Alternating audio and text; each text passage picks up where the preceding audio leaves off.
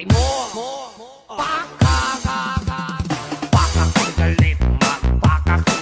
Luto na mga kalambat yung mga alimasag, tapos yung kadawat, tapos may hipo naman ito.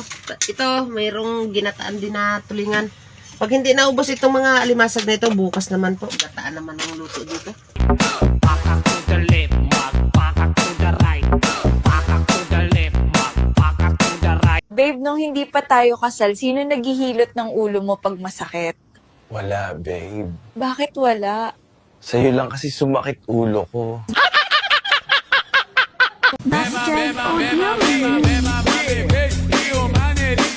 Hindi ka makatulog, no?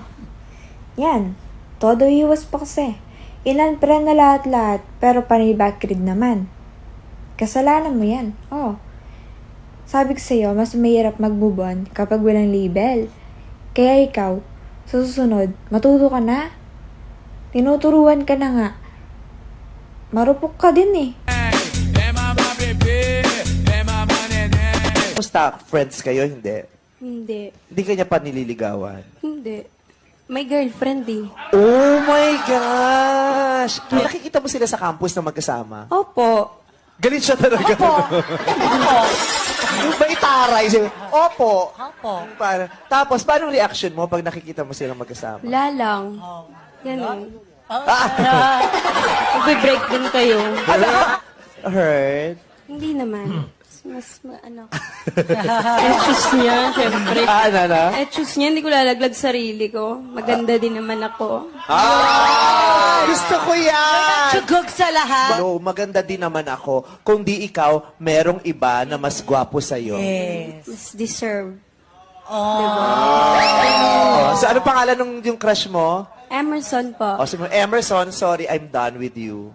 Emerson, crush pa rin kita. Dancing with the beat with DJ Glenn on the mix. Okay, okay naman dati akong Christian. Okay lang ba yun sa'yo? Wala naman sa akin kaso kahit ano pang religion mo. Ay, hindi. Pangalan ko yun dati. Wait lang ha. Tawagin na lang kita ulit. Sasana ka lang na. Esse é o DJ GV de casquete. As novinhas loucas, tudo que sinta pros queres. Pelo jeitinho que nós faz. O ikaw, akala ko ba hindi mo na siya gusto? O bakit nagno-notes ka pa? Nag-i-story ka pa? Kunyari, nasasaktan ka, namimiss mo siya. Tapos minuto, tinitignan mo kung magre-react siya. Hindi, kasi nakapag-move on na siya. Hindi ka niya nagusto. May bago na siya. Yun yung totoo. Sabe que o swing é demais. Hi mga tol, this is Piper Moto. So, tanong ko lang kung nakakaramdam ba kayo ng dragging or para bang ang hina ng hatak ng mga motor nyo?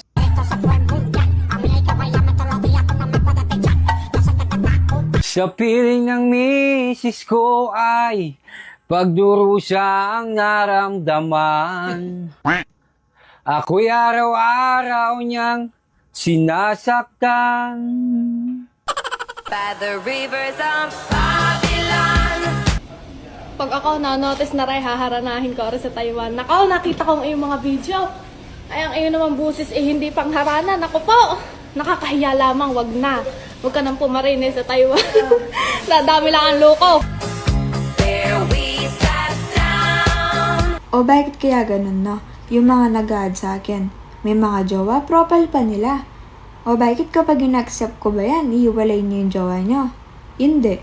Add kayo ng add. Profile niyo pa yung jowa mo. Dapat wala kayong profile.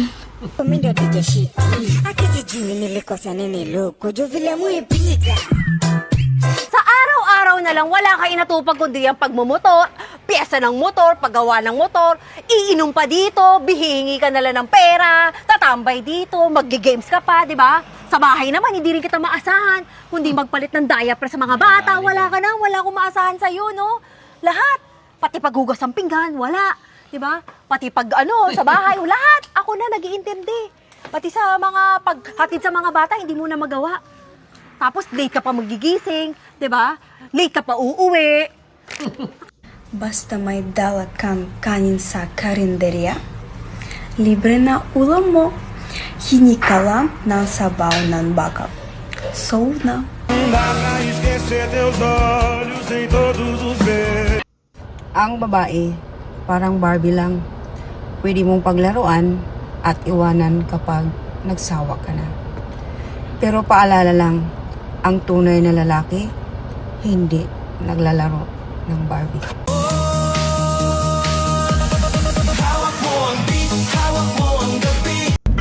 Ganyan talaga yung mga yan.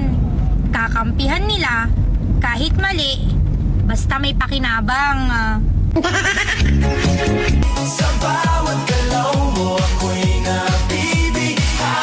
Alam niyo, gusto ko umuwi sa amin. Kasi pag nandito ako, wala akong makontent. Gusto ko umuwi sa amin, papasyal ko kayo dun sa province namin. Maganda din guys, masaya dun. Gusto ko na nga tumira dun for good eh. Kaya lang, syempre, nandito yung trabaho, nandito yung pera. Alam mo naman yung pera sa probinsya, yung sahod sa probinsya. Hindi naman makatarungan para compare sa mga bilihin, di ba? Dapat nga tumataas na yung mga sahod sa mga ganyan eh. Tsaka dapat nga, same na yung salary, yung rate sa Manila tsaka sa province. Kasi yung bilihin guys, hindi naman na talaga biro kaya sa probinsya. Hindi naman na biro, grabe. Alright, mga kaibigan. Okay, mag-react lang tayo dito sa sinabi ng babae. Sa tingin ko, dapat nga, pair. Pa Maynila, pa probinsya. Dapat parehas. Parang abroad, mga kaibigan. Pair ang sahod. Pupunta ka ng bansang Canada or Amerika. Parehas yan. Probinsya ka man o city. Sa Pilipinas, unfair. Malit ang sahod sa probinsya kaysa kaysa sa city. Ba't ganun? Alright? Okay, continue lang.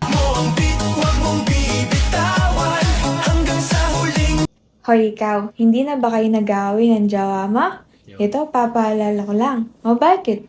Nakakalimutan mo, hindi ikaw yung first love niya, greatest love niya. Hindi din siya yung umiyak. Hindi din ikaw yung unang pinakilala niya sa parents niya. Wala.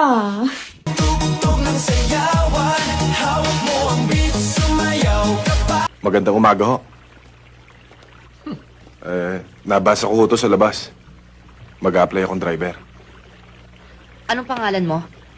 Benji ho. Anak ng teteng. Benjamin Cuenco. Papasok ang driver, kumpleto ba papeles mo? Kailangan mo ba yun? Police clearance. Importante sa akin yun dahil di kita kilala. Mayroon ho, ma'am. Mabuti. At saka gusto ko malaman mo mga regulasyon ko dito. Nasabi ko na po sa kanya, ma'am. Alam niyo na po ang obligasyon niya. Kung gano'n nagkakaintindihan na pala tayo. Hindi pa ho. Anong hindi? Gusto ko lang humalaman kung tatanggap din ako ng mga benepisyong tinatanggap ng mga ibang empleyado. Tulad halimbawa ng SSS, Medicare, sick leave at vacation leave. Alam mo ba kung anong trabaho pinapasukan mo? Hindi nga ho ba driver? Family driver, hindi company driver.